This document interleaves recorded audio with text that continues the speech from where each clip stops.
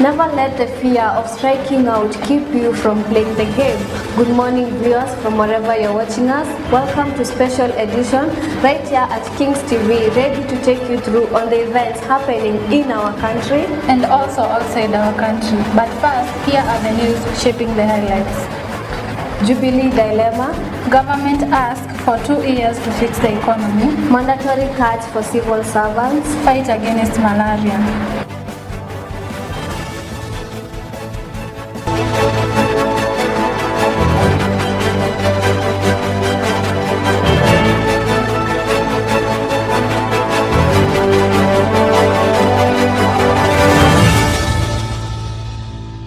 Many thanks for joining us. I am Carol Karemi. And I am Beyonce Wangui. We start off with Pastor Paul Mackenzie, who is at the center of suspected Catholic teachings that are seeing dozens of followers starved to death, has warned Kenyans against praying into his church operation, saying, "You do not know what you are fighting with, it will haunt you."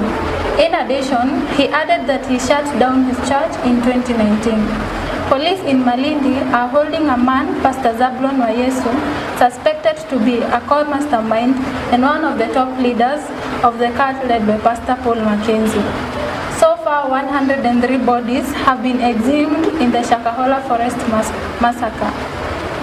Pastor Ezekiel has also been arrested since he also believed to have been an accomplice of Mackenzie since he bought a land which a family is believed to be buried there. Now the question that remains is it true that he shut down his church? Then why does he still have followers into his land? Civil servants working in the Kenya Kwanza government will have to dig deeper into their pockets to fund their housing projects. President William Ruto asked every Kenyan to save 3% of their salary so that they can invest in housing that will make them house owners in future. Mary Kehio has more on this. Civil servants working in Kenya Kwanza government, they have to dig up in their pockets for housing project. President Ruto said that every Kenyan should contribute 3% of his or her salary. The purpose of this 3% of the salary is to make them the house owners in the future. President Ruto also said that those who will contribute this 3%, the government will also add them 3% of their salary. He also said that the government will make up the employer's salary to make sure that they have enough to contribute. Reporting to Kings TV, Mary Kehio. Mary Kehio reports. Take us on our first short break. We'll be right back.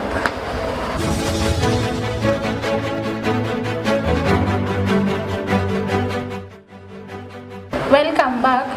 Kenya's former ruling party is involved in leadership problems as factions battle to control the one powerful party that has ruled the country for a decade.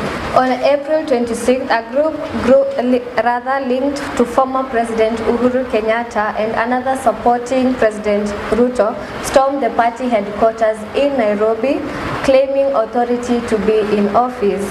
Harriet now reports. Jubilee Party is currently having fiasco over party leadership between Jeremiah Kioni, the Secretary General, and Iala MP Kanini Kega. On Wednesday, the contrasting parties headed by Uhuru Kenyatta headed to the party headquarters in Kileleshwa, and the police were forced to use tear gas to disperse the crowd. Area residents of Kileleshwa want the party headquarters to be relocated as to what they term unhealthy environment. Defense CS Aden Duale has urged the outgoing President Uhuru Kenyatta to stay out of active politics. Reporting from Nairobi, I'm Harriet Nyanchama, Kings TV. Prime Cabinet Secretary Musalia Mudavadi has asked Kenyans to give Kenya Kwanza government time in order to track their promises. He says that the government is working round the clock to ensure Kenyans are cautioned from exploits of the economy and other controllable factors. Simon Wawero has more on this. In the oath making of the Kenya Kwanza government, they promised Kenyans 100 days for the economy's revival. But it seems it has been falling day by day. Prime Cabinet Secretary Musalia Mudavadi has broken the silence and urged Kenyans to give Kenya Kwanza government enough time to revive the economy. He also added that Kenyans should make financial sacrifice for the next 2 years while waiting for President Ruto's administration strategies to pay off. Speaking in Nyandarua County, who are opening the cooperative circle. We'll take another short break. We'll be right back.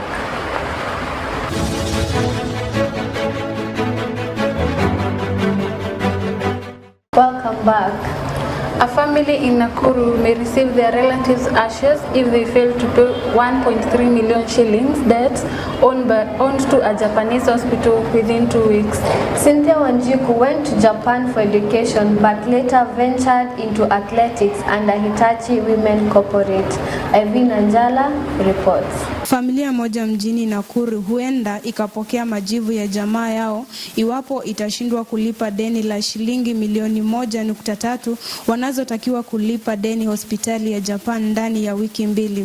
Washikadau wa riadha mjini Nakuru wamefanikiwa kukusanya shilingi 200,000 na wanaomba serikali kuingilia kati na kusaidia familia ya Cynthia aliyeelekea nchini Japan kwa elimu na kisha kujitosa kwa riadha. Na ripotia nikiwa Kiambu, mimi ni Irvine Nanjala. Kenya is making strides in fight against malaria, thanks to the government's concerted efforts to combat the disease. During the World Malaria Day event, Cabinet Secretary Wafula says the government is in progress in distributing over 16 million mosquito nets, carrying out indoor residue, spraying of mosquito, and ensuring that anti-malaria drugs are available in all public facilities. Cynthia Nyambura has more. Kenya is taking stride in fighting malaria thanks to the government that is also taking effort to combat this disease. During the World Day event, the Cabinet Secretary said that it is making effort to contribute over 16 million mosquito nets, carrying out indoors residue in spraying mosquitoes, and it has also said that it's making effort to ensure that every public institution, healthcare, is being provided with anti-malaria drugs. In the year 2019, the government said that it recorded over 4.4 million cases and 12,000 death cases. But they have also said that the government have taken action and effort to ensure that these cases have reduced, where in 2015 the case of malaria was 8% as compared to 2022 where it have reduced to 6%. Reporting for Kings TV, Cynthia Nyambura. We take another short commercial break. We will be back in business sector.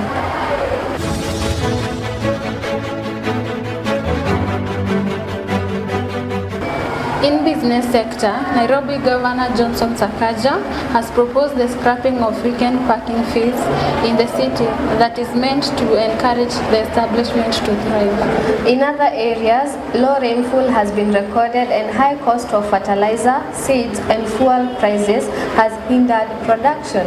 Muya Dominic with more on the business sector. Nairobi Governor Johnson Sakaja has proposed the scrapping of weekend parking fees in the city. That is meant to encourage business establishment to drive.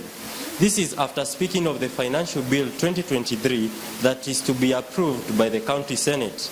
He said to encourage business to thrive in a way, it should encourage business establishment to open during the weekend and also to provide opportunity to workers. In another area, low rainfall and high cost of farm inputs are hindering agricultural production.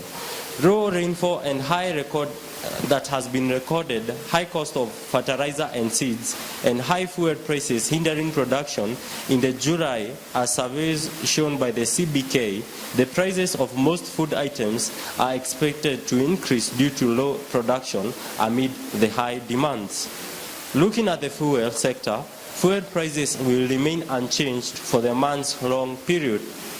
Last in May 14, announced by the EPRA regulatory authority, petrol will retail at 179.30 cents, diesel will retail at 162 Kenya shillings, kerosene will retail at 145.94 Kenya shillings per litre.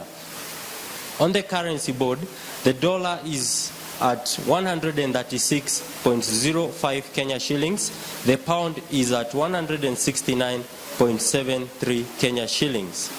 Fighting in Sudan has continued for 2 weeks since it began on 15th April when violence broke between the country's army and the paramilitary group called the Rapid Support Forces. The two are engaged in a power struggle over who gets crossroads between the North Africa and the Red Sea. In addition, there has been a mass prison break from one of the country's main jail, and 70% of hospitals are not functioning due to the bombing of the facilities and the mortality rate of the nurses increases. We take another short commercial break. We will be back with sports news.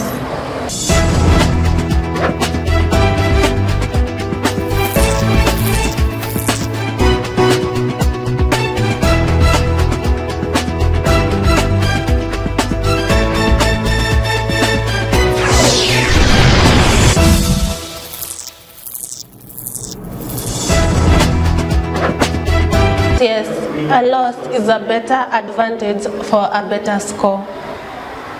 Welcome to Sports Arena with me, Margaret Mwangi, and these are the stories making the world of sports. Mikel Arteta says Arsenal needs to look in the mirror after Man City defeat, but Pep Guardiola reckons title race is not over. City closed the gap to 2 points and hold 2 games in hand with a scintillating performance to which their rivals could not provide no answer. In other news, Helen Obiri clocked 2 hours, 21 minutes, 28 seconds, edging out Ethiopian's Amane Besiro to win the Boston Marathon on Monday. Let's look at the EPL weekend games. Tomorrow, Crystal Palace will be going head-to-head with the West Ham, Brighton versus Wolves, Brentford versus Nottingham Forest. Then on Sunday, Manchester United will be going head-to-head with Aston Villa, Manchester City versus Fulham, Bournemouth versus Leeds, Newcastle versus Southampton, and the last one, Liverpool versus Tottenham. Yes, Arsenal have been going well, but will they claim this season? They have been only left with 3 games remaining. That is on Tuesday with Chelsea, Brighton, and Newcastle. Will Arsenal really take this cup? That has been Sports Arena with me, Margaret Mwangi. Back to you, Carol and Beyonce on the other side of the studio.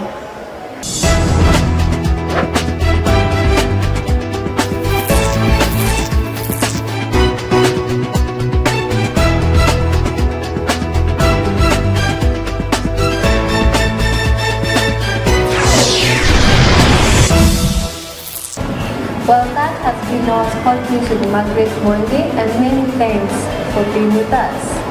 And remember, money and success don't change people, they amplify what is already there. I am Beyonce Ngoi.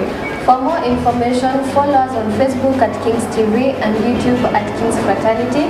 Remember, Kings TV is where news comes first. I am Carol Kareli.